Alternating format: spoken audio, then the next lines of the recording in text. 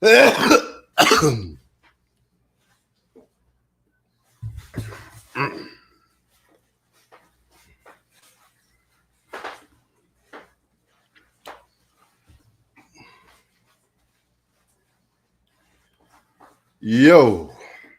what up, y'all? Bodega P. You know, I got the New York City bodega in the background, my stomping grounds. You know, that NY ish. Yo, check me out, y'all. Listen, man. Today's Monday. I normally don't do live streams on Monday. I normally do it on Sundays, but I missed Sunday. And salute to that Steelers defense, man. That Steelers defense looking like it was the 1990s again. They were everywhere. And the Buffalo Bills defense was everywhere. They was all over Pat Mahomes this week.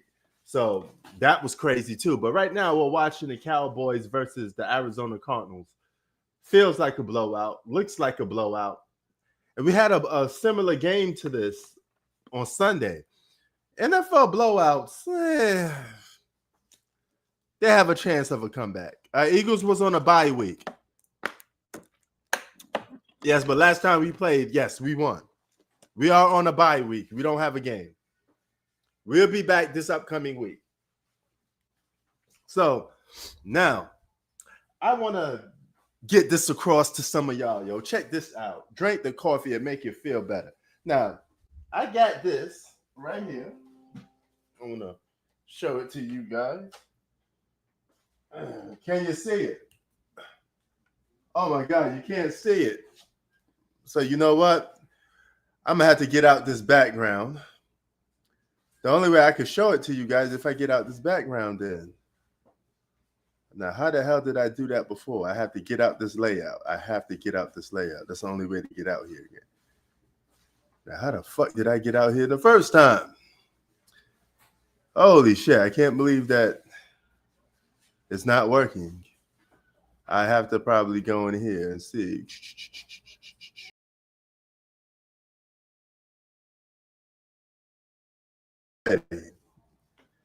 Oh, we always care about the Eagles, baby, because we're going to win a Super Bowl. Stop hating, man. You know what we going to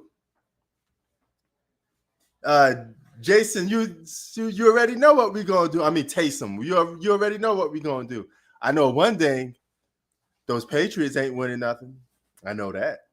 So let's salute to that because the Patriots ain't winning. Yeah, we got NBA and MLB talk. I got a lot of stuff to get off. But I want to show y'all, so damn, how the fuck do I get out of here? How do I manage my layouts, man? I want to get out this blue screen. Now I'm kind of pissed off. How did I do it in the first place? You ever see something, then you say, oh shit, I forget how I did this. Now I don't remember how the hell I did this because I can't show this stuff to you guys now. Because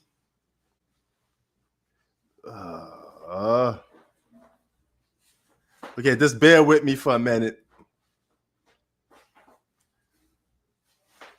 I'm just trying to get out this thing, then I can answer some questions. I just need to get out this because I got something I want to show.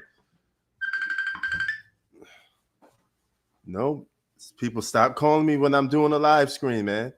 Everybody bother me when I'm doing a damn live screen. Oh, here we go. I could take it off. Boom. All right, none. We'll get it back, but right now we're just going to go with this.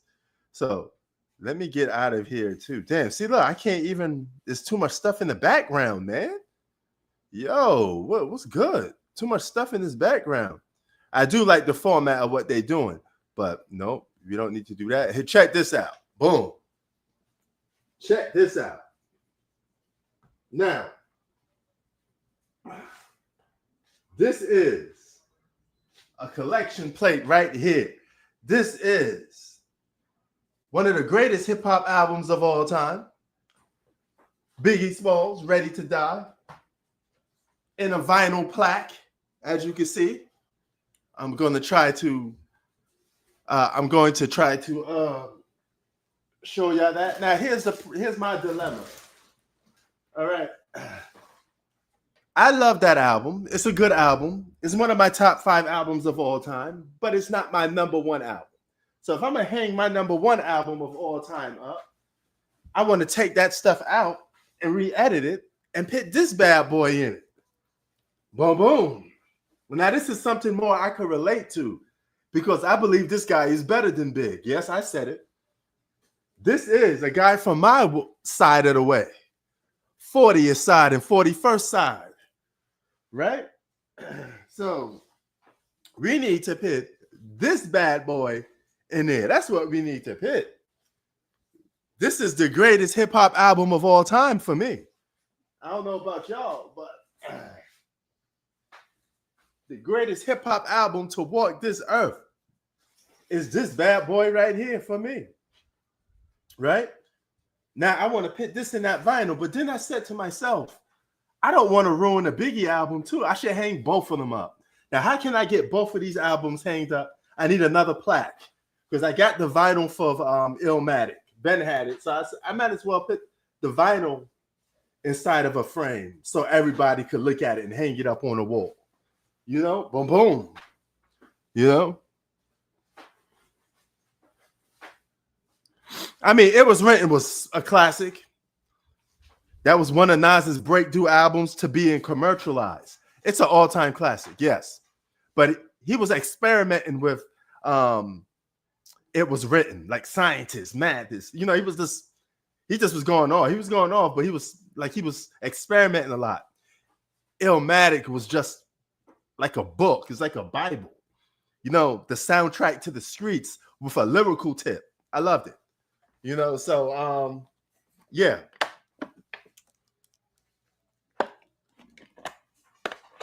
Now I don't want to do Big Dirty, right? I don't want to do Big Dirty. I don't want to take Brooklyn's Finest and take him out and put Nas in. I might as well just do 2. I might as well hang up 2. All right, just to show some respect to Biggie, right? I do 2. One got to be for Nas though. So I'm gonna take my vinyl out and give one to Nas. You know, yes, he was only like 16, 17, and the kid. Keep in mind, Nas is a high school dropout. He studied a dictionary prior to making Illmatic. So he had to study words from the dictionary to educate himself. Then he just let his heart spill. It takes talent for somebody 17 years old to make an album like this. 17-year-olds don't make albums like this, you know? But since I'm on the topic, Raekwon the Chef, Only Built for Cuban Links, The Purple Tape, is one of my top 3 albums of all time. Nas, Illmatic, Biggie, Ready to Die, Mobb Deep, The Infamous, and number 5 is a little bit iffy. It goes back and forth. It could be Big L, Lifestyles of the Poor and Dangerous, or it could be Jay-Z, Reasonable Doubt. It could be Capone and Noriega, The War Report. So yeah. Diddy's a rapist. Hey, pause.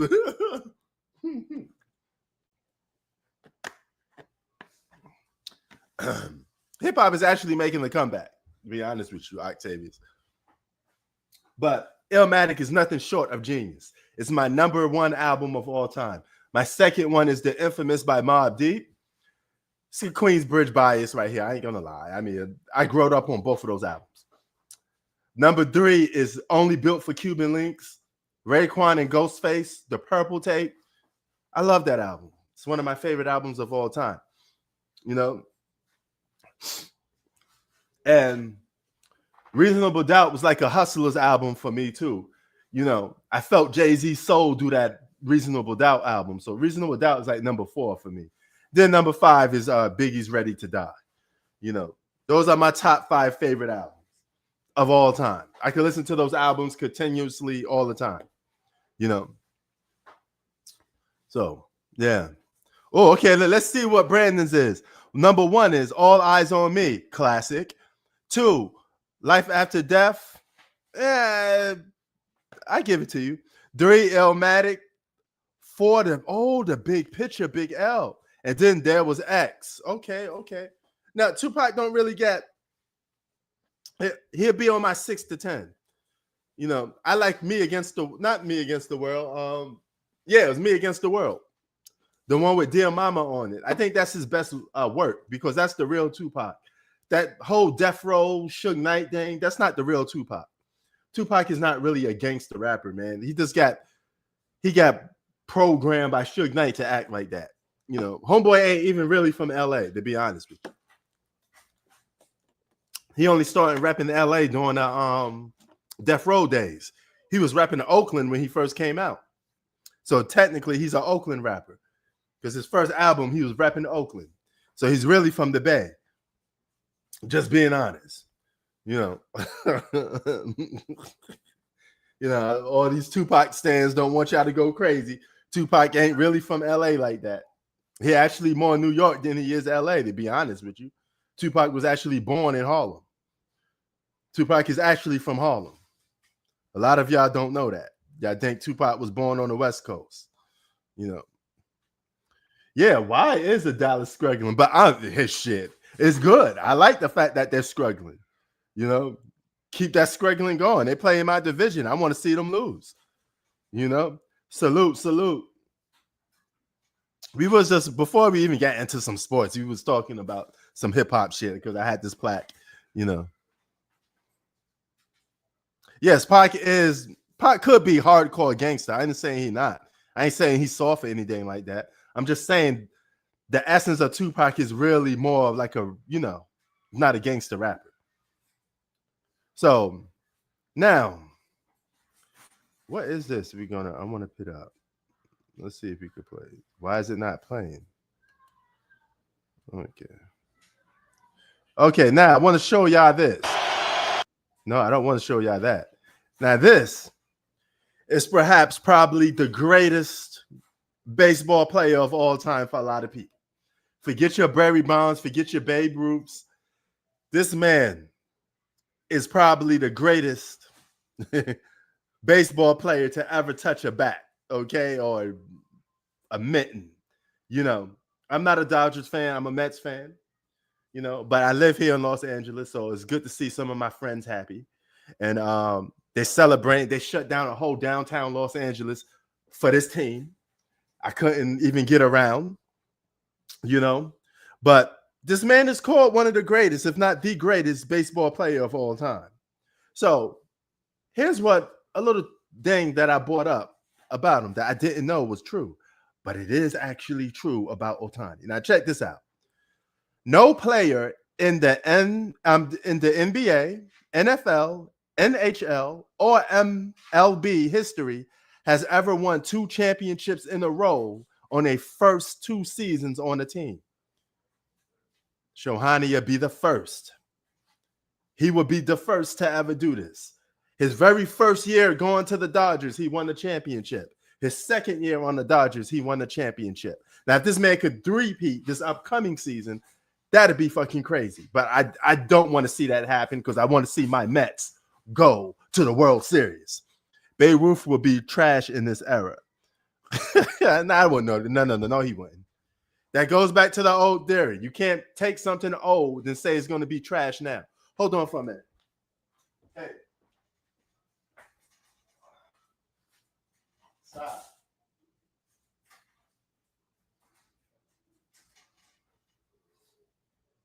All right.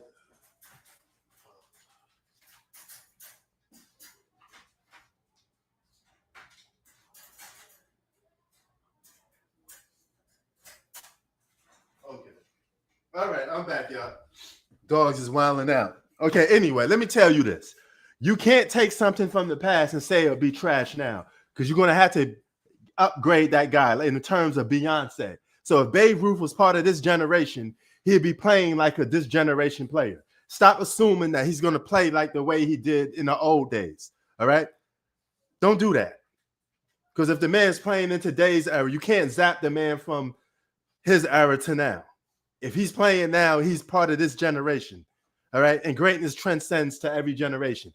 You can make a case he'd be even more better because of the health health things, more ways to swing the bat, more ways to stay healthy.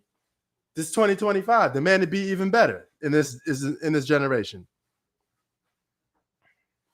No, they will not be bums. That is a stupid analogy. That's a stupid analogy. If anything, they'll be upgraded.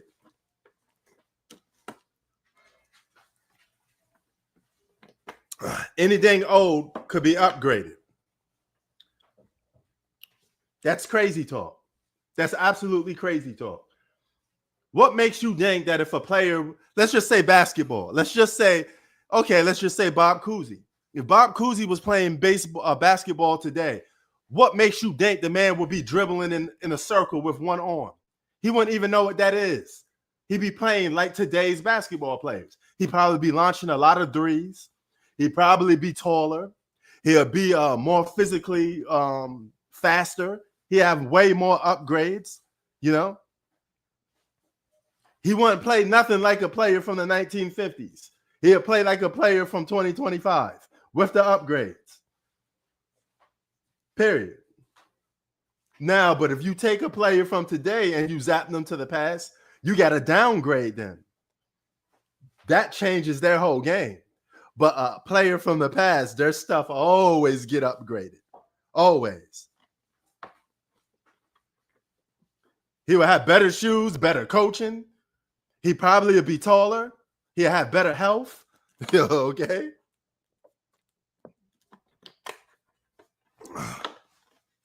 If Bill Cartwright was part of this generation, he'd be shooting threes. Yeah. You may think it's crazy, but Bill Cartwright would be shooting threes right now. And there's more freedom to score. Absolutely. But back to my talk. Is this the greatest baseball player of all time for y'all? Is this the greatest? Yes, you can say that because everything gets upgraded. It's just like if you're playing a video game. I could play a video game from the past and you could upgrade it now and it gets remade or remastered. And what does it? It plays better. You could remake an old video game and make it even better now. So that's the same way with anything. There's no projection. Bob Cousy wouldn't even know what the 1950s is if he's playing right now. He'd be part of your generation. He'll walk and talk just like you. Why would you assume that he's going to sound like he's from the 1950s? That's crazy talk. Okay, Chi-Town is going with Babe Ruth. Okay, I could dig that. Some people told me Barry Bonds was the greatest baseball player of all time. Now, I want to do this. Now I want to talk about this from this NFL talk. Check out this play from Pat Mahomes. All right. This is the type of day he had yesterday. I was laughing my ass off. Check this out. You see it? Do you see it? It's coming. It's coming. It's coming. You want to see it? You see it? Deep ball in the double coverage. And it's picked off. Picked off by Hairston. The rookie. Jones. Okay, you seen that? That's the type of day Pat Mahomes was having. He was getting suffocated by that Buffalo Bills defense. This man was doing Hail Marys half the whole game. And even when he went into the pocket and trying to pass, he got suffocated. He said it brought me joy.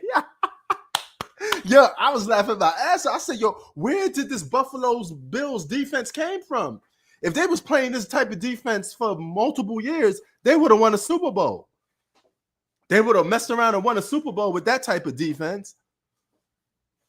Shout out to the Indianapolis Colts with the #1 ranked offense in the NFL. You know, Patriots ain't going to no Super Bowl, man. Stop.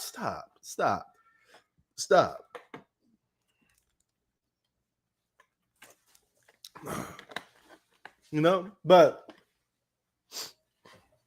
man, anything from the past gets upgraded. Imagine Wilt Chamberlain right now. Oh my God. He probably won't have 100 points in the game, no, but he'd still be a very dominant basketball player. He'd be shooting threes. He'd be handling the rock. He'd be part of your generation, you know? And you may criticize and call him soft a little bit if he's part of your generation. Because he was a bit soft in his own era. You know, he was coming up short in his own era. When I mean short, he was disappearing in big moments, just like LeBron was.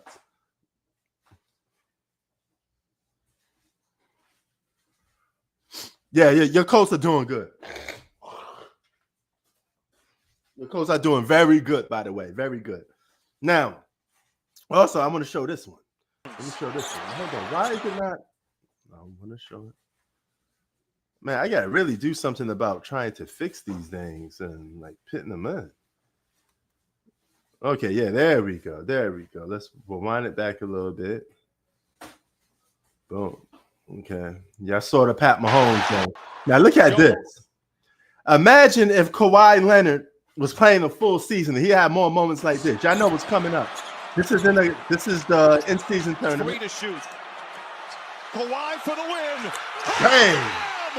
Bang! Clippers win. Bang! Now that's Kawhi Leonard of old. Hoop Facts will be happy. Shout out to Hoop Facts. You can get I heard from him last week. I heard from Hoop Facts a couple days ago. It's yes, so shout out to Hoop Facts. Big time. But Derrick Jones if you're watching this, try to be a hero. This is what Kawhi could be like if he's healthy all season long. This is a Michael Jordan hybrid. Yeah, Chi-Town, don't get too excited. I mean, the Spurs are like 6-0 or 5-0 or something like that. It's just early. It's early in the season. Everybody's going to come back down to earth in a minute. All right. So some of these dudes will come back down to earth in a minute. So, yeah. But this is Kawhi Leonard's 9th game-winning shot. Now, all the years he's been playing, he has 9 game-winning shots. He would have had more if he actually played basketball more often. Now, if you stay healthy, Kawhi, this is what you could probably give us. He had a hell of a game. Him and James Harden both had a hell of a game in this in-season tournament. You know. Found him. Kawhi got to a spot, never rushed, stayed patient. Again, okay. Derrick Jones Jr. Okay, that's good that you're back into the NBA. I'm glad. Something got you back into the NBA. And send us all home with a happy Halloween. But I mean, it's 80+ games to go. 100 seconds once again. Once again. All right. Now look at this. I want to show you another NBA clip. This is from the one and only Giannis Antetokounmpo. Now, why y'all making a big deal out of this? Check this play out. Giannis with a runway to work with, and he gets wrapped up. There could be what extra is this? here with Westbrook wrapping him up. Why won't you just let the ball go? That's one thing Doc Rivers has complained about, let Lisa. The ball go, those man. kind of aggressive. What is this? The play is already over. So why is Westbrook holding on to the ball? And why is Giannis making a big deal out of it? And he yanked Westbrook to try to start a fight. What are we doing? What are we doing? The play's already over. Nobody's going to make a big deal out of a stupid play like this, you know? But by the way, Giannis Antetokounmpo has been balling. Look at this. Yep, look at this. The plays of the week for week 1. Giannis Antetokounmpo averaging 36 points a game. Victor Wembanyama averaging 33 points. This is what these guys been doing this week. All right, first week of the NBA, they've been balling. And Giannis, look, 16 rebounds a game. That's nuts. Both of these guys been balling. This is going to be 2 of your most dominant basketball players for years to come. Both of these guys. Victor Wembanyama is going to win the Defensive Player of the Year award very early. All right. So be on the lookout for that.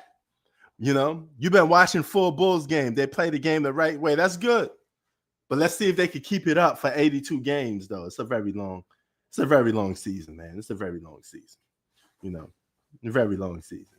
So, but if they could play that way, hey, I mean, more power to them. More power to them. You know. So, yeah, that's what I wanted to show you guys with some clips of just what was going on in sports for like the whole week, you know. But hold on, let me just take that off. All right. But yeah, man, I've been covering the other sports who's winning this game right now?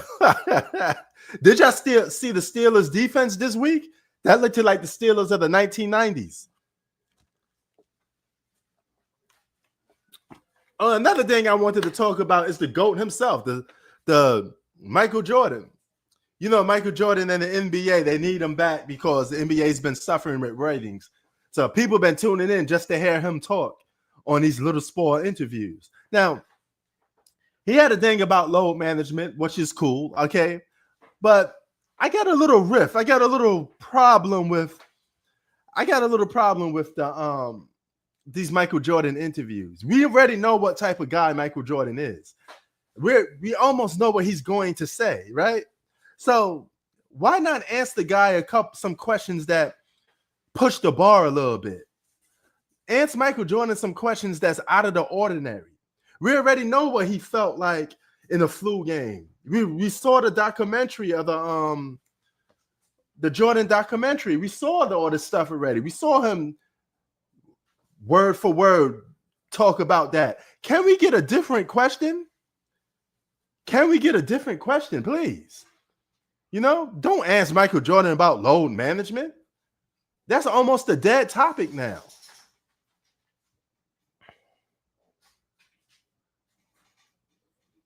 Yeah, like, what are we doing with this interview? Don't get me wrong. I enjoy the fact that Michael Jordan is still talking about basketball, but I know some of the things he's going to say. I know his competitive nature. But can we answer him some questions about, like, hey, what do you think about Kobe and LeBron? And something like that, you know? And some, how would you play against, you know, boom, boom, boom, all these dudes? Or what guy do you see in today's league that reminds you of you?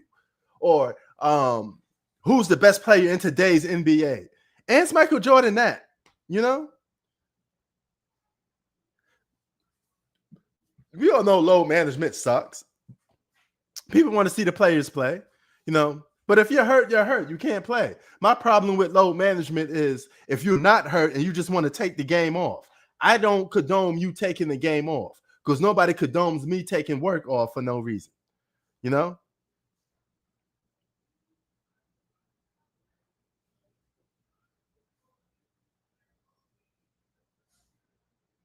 Yeah, retiring is not load management. Come on, Judge Taysom. Let's stop reaching. Stop reaching. Retirement is retirement. Load management is when you're still active and playing the sport. You can't retire and say you're having load management.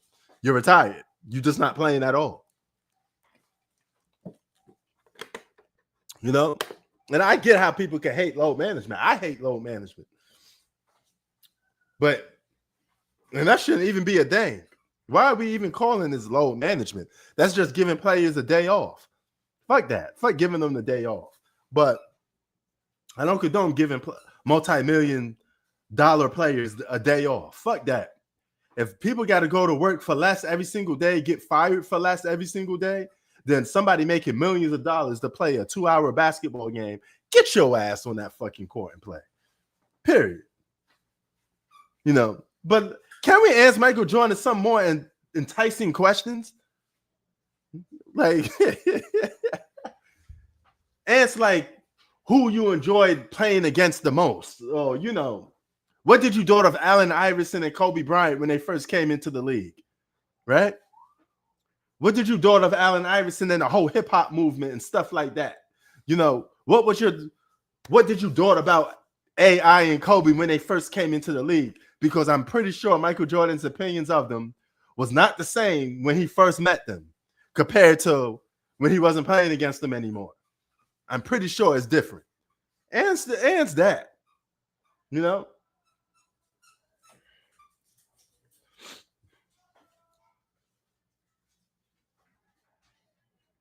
And some questions like that.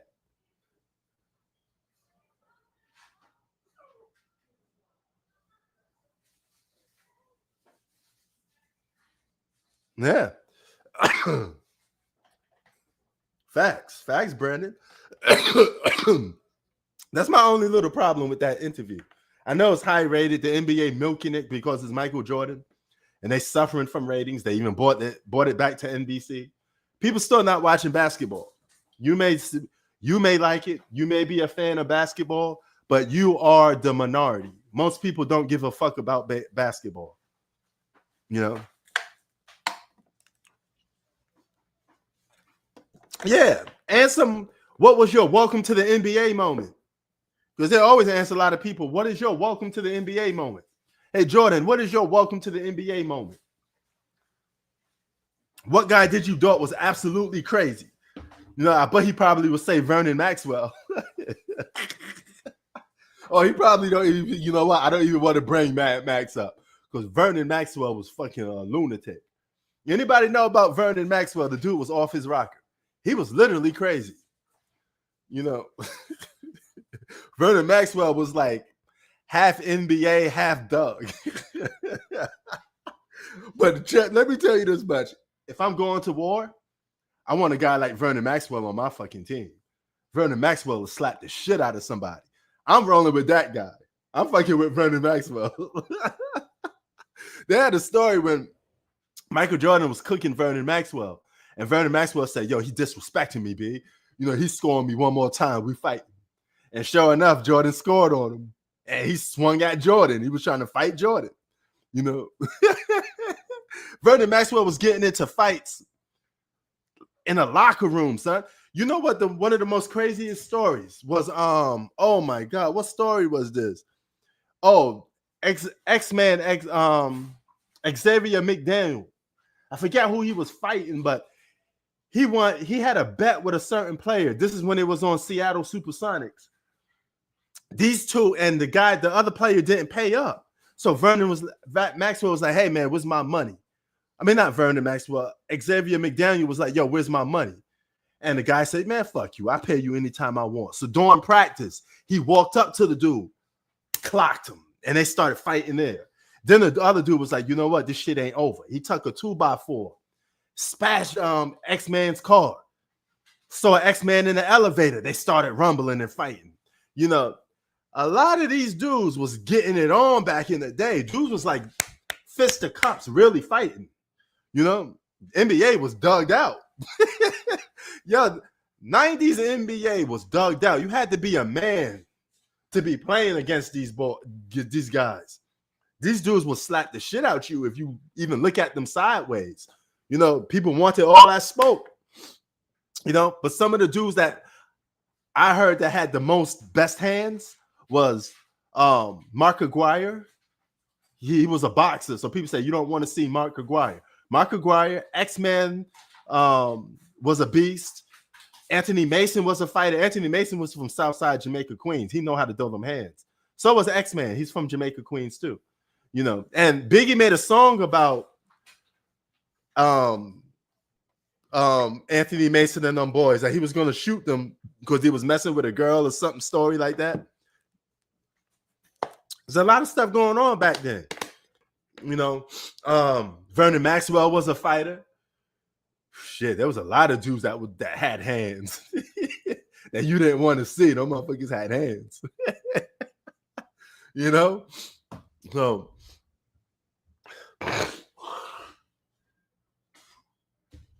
and the X-Man was on some shit. You know, Michael Jordan stood up to X-Man McDaniel. Remember when X-Man was trying to punk Scottie Pippen and Michael Jordan got in his face? It takes a lot to get into the X-Man McDaniel's face. That dude was a stone cold fighter. This dude literally lumped people up, son. He was lumping people up after the games. You know, shit was crazy back then. Dudes was fighting. Isaiah Thomas was a rowdy dude. He was fighting dudes in practice. Isaiah Thomas may have been short, you know, but he was giving people them hands. Isaiah Thomas was no punk. Isaiah Thomas was tough as nails.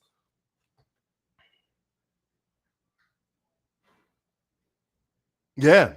But all them stories on Life After Death, when he talk about she get dick from a player from the New York Knicks, he talking about Anthony Mason and them boys. He was beefing with them dudes. He was about to shoot them dudes. You know, dudes was getting it on back then. Yeah. Another brute. These dudes, man, back then, I think a lot of teams had an enforcer. Every team had that tough guy. They had that enforcer. Like, you don't fuck with this dude. A lot of guys now don't have that. A lot of teams don't have an enforcer no more. So you could punk the star player. You know, back then they had an enforcer. Everybody had an enforcer. They had that one dude that you don't. Charles Oakley. I mean, I already know the reputation of Charles Oakley. Charles Oakley was a fighter. You know, Oakley was like, that was Jordan's boy. You know, so you had beef with Jordan, you was about to fight Charles Oakley. That's a fact. If you had beef with with Michael Jordan, you was about to fight Charles Oakley. No. Charles Oakley punched John Sally in the stomach. All because he made a comment at Michael Jordan. Fucking John Sally was like, man, I could feel the tension. I know this dude was about to punch me.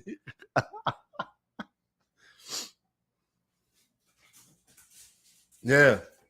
It was different, man. It was just different, you know.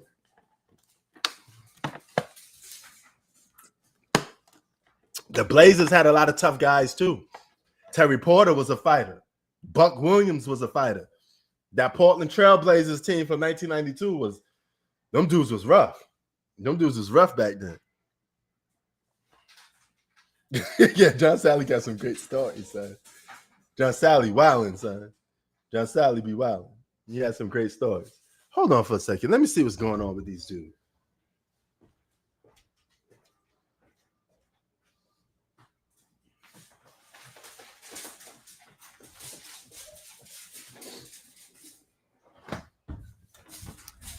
Yeah. Oh, Kevin Duckworth was a goon too.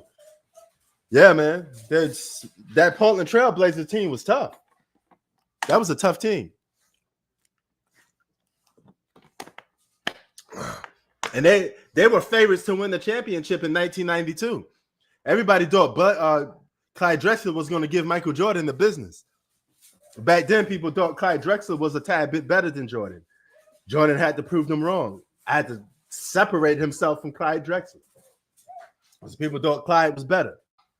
But Clyde was the same dude petitioning for Michael Jordan to go to the Blazers. Because if the Blazers didn't draft Sam Bowie, they could have tucked Michael Jordan. Clyde Drexler and Michael Jordan on the same team. I don't know if that'll work. But you gonna move Clyde to the 3? Because Jordan ain't playing the 3. Oh, how that going? I don't know how that was going to work out. But Clyde Drexler was one of the dudes that was, you know, wanting Michael Jordan on the Blazers. The Blazers was like, nah, we got you. We don't even know if homeboy going to be good. That's the thing with the draft pick. You don't know if them dudes going to be good or not. You know, a lot of people thought Michael Jordan was going to be a bust or just an average basketball player. He definitely ain't playing the one. Neither one of them playing the one. Yeah. So yeah. You know, playing the one is a lot of taxing on your knees. Neither one of them dudes would have probably lasted long. You playing 80 back then, they was both playing 82 games. So it'd be hard for both of them dudes to play 82 games as a point guard, guarding quick guards. You know. Could they do it? Yeah. Would it shorten their lifespan as an NBA player? Absolutely. You know, absolutely.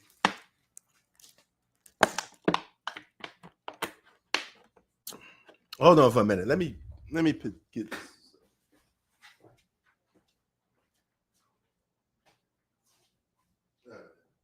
Been wilding out too much. That's time to go. All right. It's done.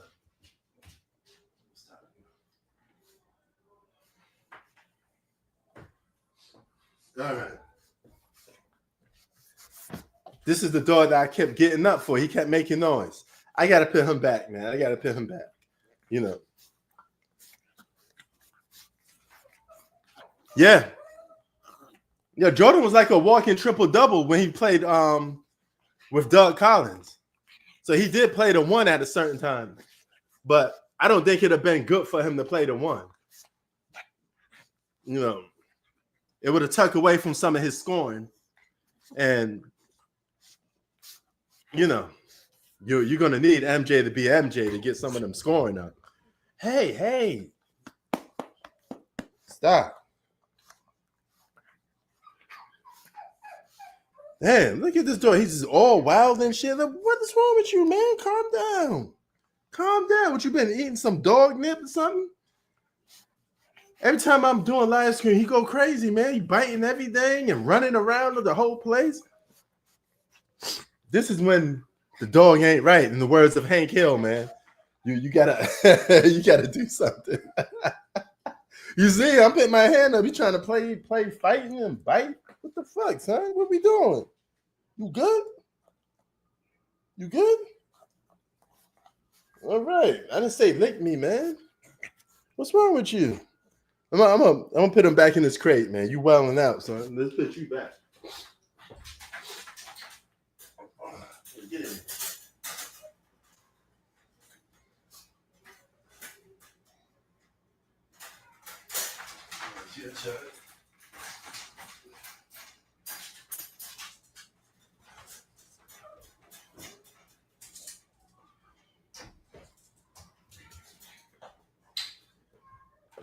Okay, so yeah, I'm gonna get another frame and put that Nas one up.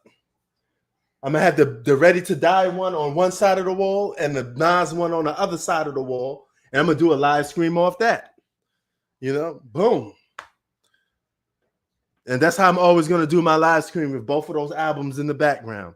You know, makes sense. Or if I don't do that, I have another side of the wall I could do with sports because it is sports related. I don't want to have hip hop in the background. I save that for my other channel, something like that, you know. But yeah, man, you gotta hang them plaques up, son. You gotta hang them up. By the way, Big L got a new album out. Great album. Some of his old verses, but some of the verses I never heard before. He got a song with Nas, Method Man. It's a great album. It's a great album. Listen to that Big L, Harlem's Finest. Great album. I mean, you can't go wrong with Big L. You can just sit back and listen to the whole thing. He don't even need a good beat. His lyrics will carry a song. That's the devil's son right there. Nas is God's son. Big L is the opposite. He's devil's son. And they both from the yin and yang of each other. Nas and Big L is yin and yang of each other. Big L is the devil version of Nas. And Nas is God's son. He's the danker, like the angel, right? If Nas is the angel, Big L is the devil. He the demon, you know, because Big L was actually putting in that work. He was robbing people, you know, beefing with people. I mean, and you see the results of it. You know, he was King Von before King Von. Put it that way. He was King Von before King Von because he was doing like all the stuff that he talked about he was doing. And what made it so airy when he said, "Oh, street scrub, you know, stay off them corners before you catch a bullet that was meant for the next man or end up in the deep cut or relaxing in the hospital or bed because you're street scrubbed." That he like detailed his own situation, basically. That's crazy.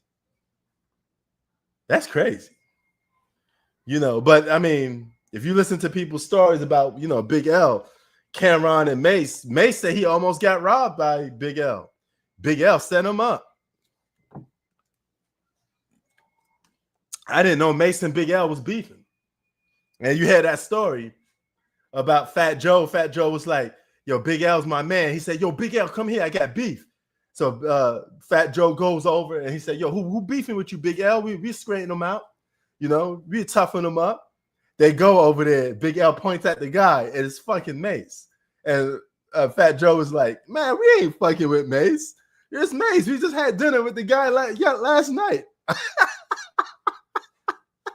You know, when you listen to them stories, Big L was just like, he was giving people them hands right there on broad daylight in the street, you know?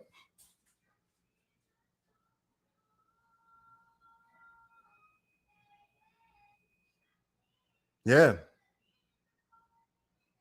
Yeah, Big L was getting people. He was really robbing people. He was robbing his own friends. So Big L was really on that robbing tip. He'll jack somebody up quick. If you got ice on or something, and Big L said, he gonna jack you up. Big L was the more street version of Nas. Not saying Nas wasn't street, but I grew up with Nas and almost in the same building. Nas, I'm from building 4006. Nas is next to me, you know, but we both from 10th Street. 40th side of QB. Nas's brother Jungle was more of a street dude. Nas was always the more cool, educated dude, the cool dude that everybody liked. He had some streetness in him, don't get it twisted, but he wasn't street like that. You know what I'm saying? He protect himself. He run around with that shit on him, but Nas will think twice about robbing you. Put it that way, other than some of them other dudes.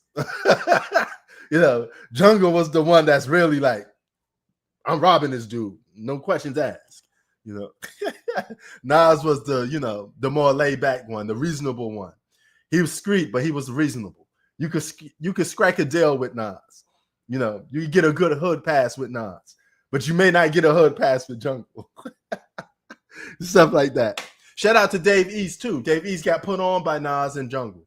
He was in the bridge. Dave East growed up in Ravenswood Projects, which is a block up from QB. The next project's over. I know he rep Harlem, but Dave East is really from Queens more than he is from Harlem. A lot of people don't know that. Remy Ma's also from Queens too. Remy Ma's from Astoria, Queens. But she be acting like she stayed in the Bronx, so she fell in love with that. Remy Ma's also from Queens. Dave East also is from Queens, really. He got put on by Queens dudes. He hung out in Queens more than he did in Harlem. People don't realize that,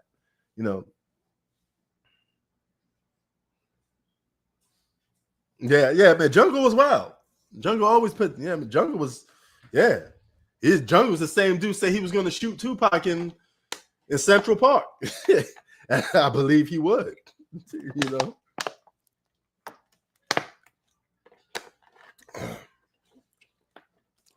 No, see, Nas, much like Tupac, reasonable gangsters. All right. They're not just going to go straight to violence. Violence isn't always necessary on their mind. They always will look to talk things out and hash it out first. But some dudes, if you from the hood, some dudes ain't with that talking shit. They're just, it's on site. That's it. That's when you got the goons with you. Some goons don't care. They literally will rob and shoot people on site. They're not trying to talk nothing out. Jungle was a type of dude like that. Everybody has that type of dude in their crew, So, but it's 17-27. It's still a losing game for the Cowboys. I don't see them going to win, but yeah, I mean, Pac was a little more wilder than Nas though. Tupac was always into some confrontation. Tupac was a wild man. He was on it. Tupac was always trying to fight somebody. He was always beefing with somebody. So he definitely was more wilder than Nas. Nas was always the laid back dude, the cool dude that you could smoke with, you can hang out with, But a lot of people take Nas's kindness for weakness. Don't get that shit twisted.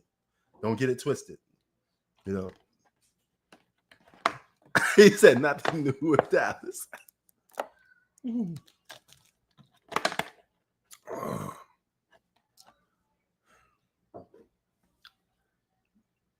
It's far from my Knicks. I lost faith in my Knicks when we choked to the Milwaukee Bucks. Losing to the Milwaukee Bucks had an impact on me because I don't believe in the Knicks no more. I know it's the regular season, but I've seen it too much. I'm not a believer in the Knicks. I think the Knicks is fool's gold. They're going to win their little bullshit regular season games, and that's going to be it. I am not a believer in the New York Knicks. Simple as that. I don't believe in them dudes. Shit, I'm suspecting the package today. I guess that shit is probably not coming. But as far for watching Jones, I'm watching that One Punch Man joint. I'm checking that out right now. Yeah, but I mean, on top of the wildness, he became paranoid. That's double trouble.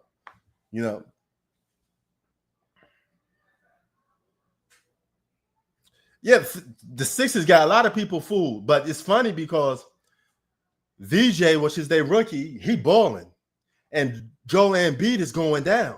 Joel Embiid is averaging only like 16 points a game, so he's a shell of what he used to be. Joel Embiid is supposed to be the second coming of Hakeem Olajuwon, and now he's looking like the failed version of Hakeem Olajuwon. See, this is what I keep telling people. greatness is not 1 or 2 seasons. Greatness is being consistently great. Anybody could be good for a season or 2. Can you maintain greatness? Maintaining greatness is incredibly hard to do. Even with us. I could buy a house right now, but can you maintain that house? Can you pay the mortgage on that house? Can you keep that house? Is that house fully paid for? You could get a lot of money, but can you keep getting a lot of money? Can you maintain getting a lot of money? Not getting it one time and losing it. That's what greatness is. It's maintaining that. Because I'm pretty sure all of us had so much stuff in life, and then you let it go and you can't maintain it. You know, then you be like, fuck, I was in the perfect situation. How did I fuck that up? Right? I know people that lost jobs, big time jobs, and they lost jobs because they got lazy on the job. The passion to do the job good wasn't there anymore, and they got fired. Right? It's hard to maintain greatness, you know?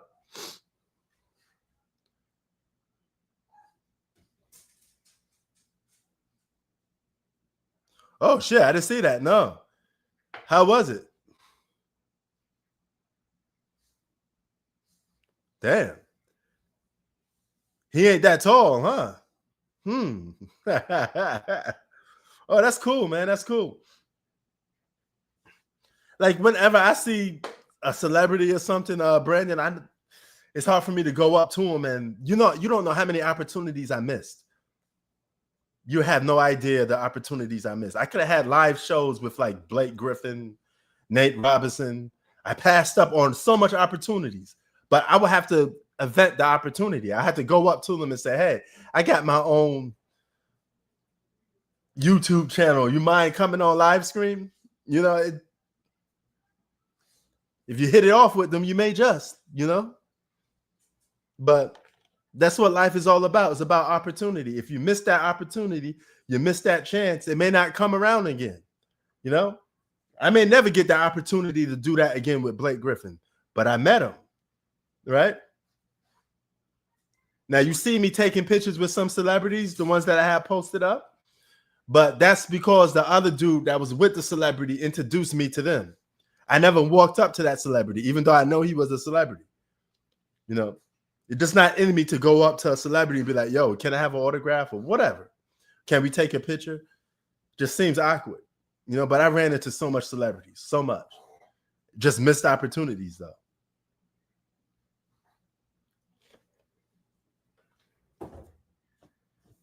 On some flip note, don't know if you guys know her.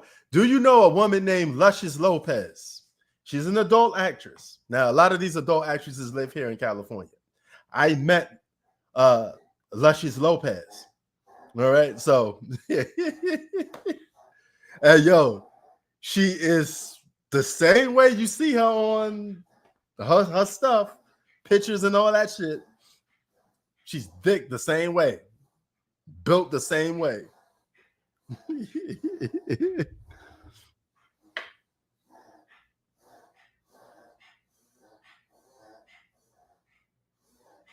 Yeah, that's how I look at it too. That's how I look at it too, Brandon. That's how I look at it too. They both, you know, and when I saw Blake Griffin, he was with his kid. Probably that's the kid that he had with from a scripper. But I didn't want to go up to that man when he with his kid, you know. But yeah. Oh, okay, you heard of her. But yeah, I met her. A lot of them live here in California. I know exactly what spots that you could find a lot of these adult stars, you know. I met some of the guys too, because they did like rap videos and stuff like that around the neighborhood. What's this dude named Brian Pumper? All right. He did a song with Mobb Deep, Prodigy. He's like the first porn star rapper. If you don't know who Brian Pumper is, you're going to laugh when you see his videos. But dude Lucifem videos out here in LA, you know. There's film videos out here in LA. I used to see homeboy all the time on the train trying to recruit girls for porn videos. He would literally go up to girls, give them his card, tell them who he is, boom, bum.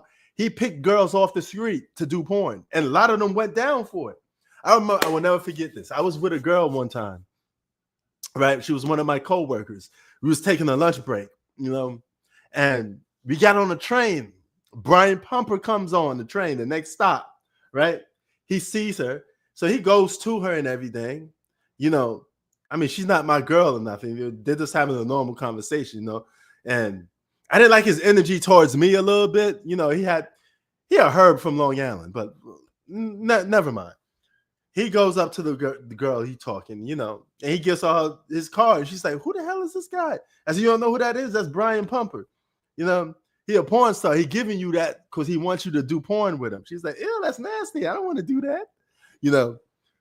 Who knows if she actually called him? You know how some girls is. They're not going to say that on face value. But I wouldn't be surprised that she, nobody around. The doors is closed. Mr. Pumper, how much money are you going to pay me?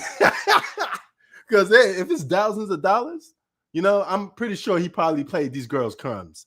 He probably did the Diddy on these girls and just raping you records like P. Diddy and the Locks used to do. So, but yeah, Lucifer saw him on the train all the time, But I don't like his energy around people, man. He thought he was like some gangster or something like that. He walked around Los Angeles with fake jewelry on, like big Mr. T chains. Like, dog, nobody gonna rob you for your chains.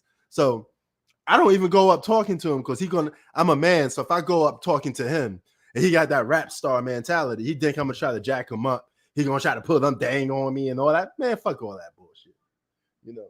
Fuck all that bullshit. I don't give a fuck how big Brian Pumper is. He start talking that gangster shit. I'm poking that nigga. That's all I'm doing. And I'm jetting off the train, But yeah. What I'm heard that he's in trouble a lot now. He's been in jail and all that stuff, And people told me on the street. I know a lot about Brian Pumper just from people telling me stuff about him on the streets, So, but I'm not going to get into it. I met some YouTubers that I saw in very awkward places where trans hang out. I saw a YouTuber with a trans, right? And it's funny part to it because I walked up to him. I was like, yo, you such and such, son. Keep up the good work. I look behind him. It's a fucking trans. I'm not going to blow up his spot. I'm not going to even say his name here on YouTube. But because he still makes content. And it's in the sports category. But not NBA. So I met some of these YouTubers. They're not what they're supposed to be. I met a lot of these people. I got a lot of secrets on these people. I just chose not to do it because I'm a man of my word. And it's none of my business to be telling other people's business on the internet. They never said nothing bad about me, so we're going to keep it that way. But that was a big letdown. So I don't have no skeletons, no crazy shit about me. As a matter of fact, I've been working so much, it took a lot of my YouTube time, but I tried to keep it simple, stuff like that, but I mean, you get around. I mean, I had jobs when I come home late, I had to pass through some shady neighborhoods. And sometimes you see some of those YouTubers in some of those crazy neighborhoods, LA's a very big place, So you may catch me going through the hood, because I have to get there to go to a certain spot. I don't live in the hood no more, but still, the hood is right next to the corner. You know how every neighborhood got one good neighborhood, then the hood is right next to it, then it's a good neighborhood, then it's the hood right back again. That's how it is for me, So, yeah, I was just in the hood today, basically like hood, like Elements, passing by Skid Row. That shit is sad, man. That's like a homeless hood. Because they're doing the Dodger celebration. So a lot of people had to pass through Skid Row. It's not a neighborhood you want to go to if you're on an LA tour. It is a homeless central. Tents everywhere. And then right after that neighborhood, there's a good neighborhood.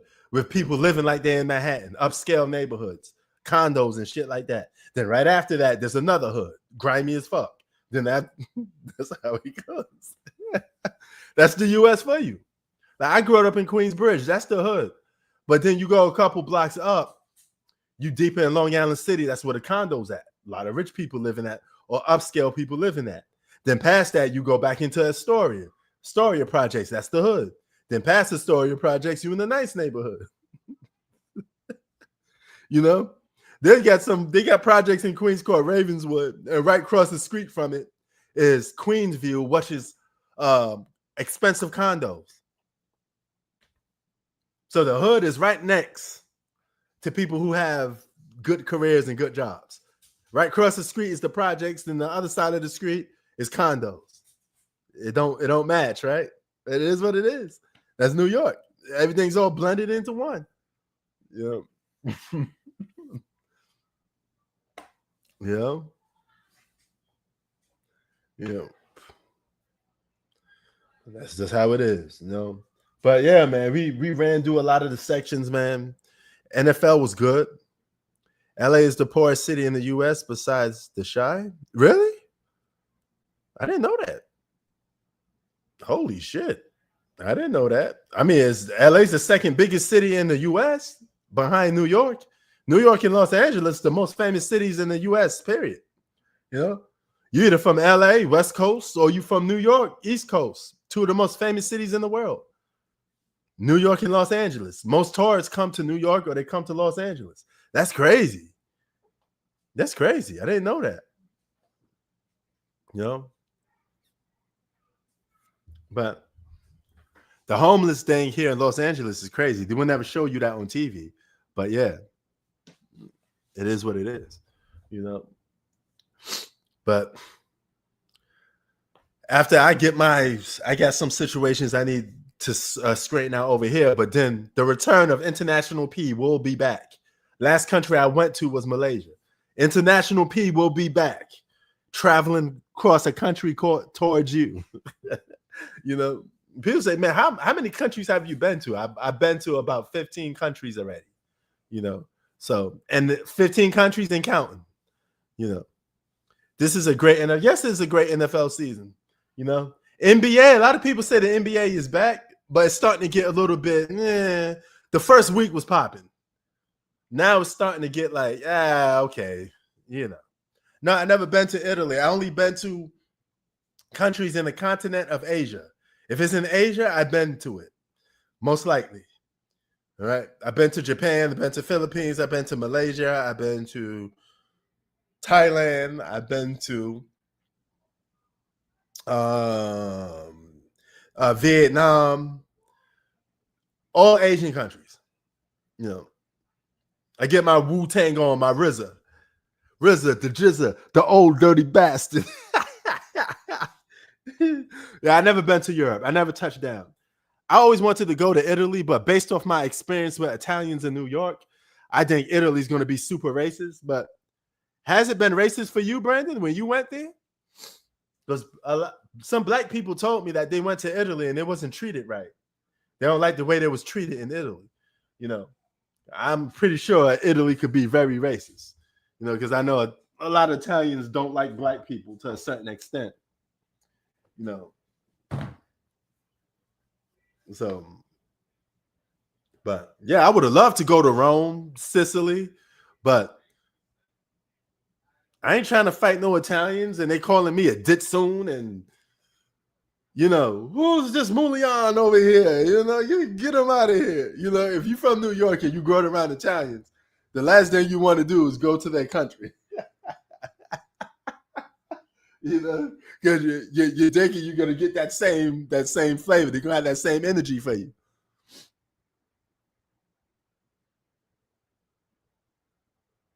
Oh shit! Okay. I'm good. That's glad that you had a good time. Now I'm pretty sure it's different now. It's 2025. Hip hop is all over the place. I'm sure there's some Italians that love hip hop. They love brothers. You know, so there's even what's this dude? There's even a soccer player that's from Italy and he's black. Oh, okay, okay. The older tradition is up north. Fuck that. I won't be going up there then. Last thing I want to do is be fighting some Italians. You know, they coming out with baseball bats, Tony. You know, I know it's Italian American style, but imagine one of them dudes coming out with a wife beater and a baseball bat. I remember this Italian guy in New York. He used to always tell me he keep a little Louis, all right, a Louis Slugger. You know what he named that Louis Slugger? That nigga be good bat. That's what he used to call it. He had a baseball bat. He was from Howard Beach, Queens, which is extremely racist.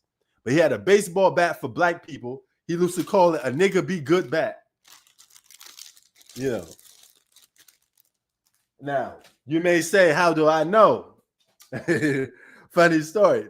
He don't fuck with black people, but, you know, I had to do business. So I had to cross his path. Now, me personally, I don't get bothered by people's words, you know. So he don't like black people. That ain't no problem with me. I don't give a fuck. You know, it's a business deal. We're here to do some business. We go back to our families afterwards, you know. So it is what it is, you know. But yeah, I ran into some lot of racist Italians. Of course, it didn't. They say stuff like that to try to get underneath your skin, but long as you don't put your hands on me, I'm cool. I could trade words with the best of them, but I don't like the physical aspect.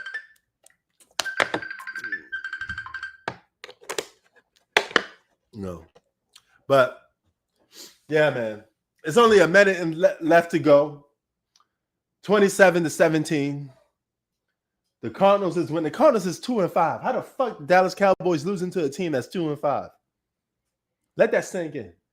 You know, Washington is the only team in our space that's going to give us a challenge. But anyway, man, shout out to Brandon. Shout out to Hoop Facts, who contacted me this a week ago. Hopefully he could come back on the live screen, man. We got to get Hoop Facts, G Money, and, you know, let them do their little talking thing, you know, and get them back. You know, it's been hard because I need to make more time. But shout out to everybody. Y'all know who y'all is, man. Shout out to Brandon and the whole Connecticut crew / New York. I mean, you might as well say you from everywhere in the East Coast, man. You tri-state. So you New York, you Connecticut, you Jersey, you just, you know, you all East Coast, brother. You know what I'm saying? And it's good to see somebody holding the East Coast down, man. So, I mean, proud that you're holding it down, man. Shout out to Connecticut. You know, my uncle lives out in Connecticut, by the way. Left Queens, moved to Connecticut. He wanted a more quiet life. So he don't live in a hood or nothing like that. He lives in a quiet neighborhood, you know. So shout out to him, you know.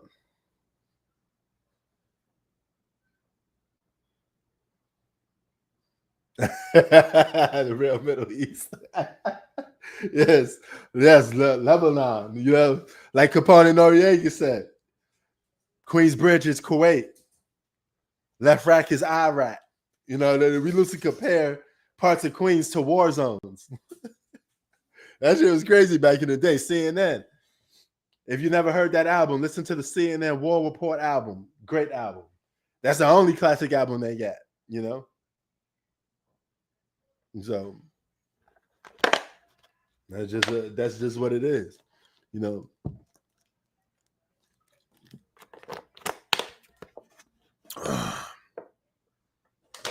Yeah. Oh my God, Tragedy Gaddafi.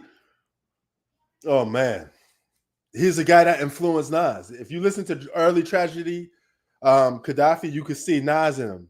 You can see a lot of Nas. Nas picked up a lot from Tragedy.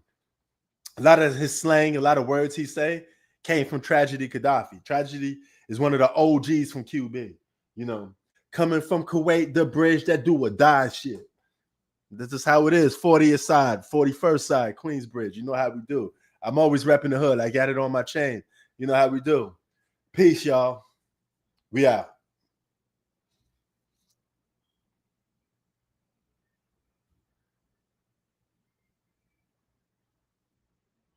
Oh, cool story. Ghostface and Tragedy Gaddafi are cousins. A lot of people don't realize that. Tragedy Gaddafi is Ghostface Killer's cousin. Shaolin and Queensbridge connection. We always been doing business with people from Staten Island, you know. So, yeah, they're cousins. So, but anyway, we out, y'all. Peace. One.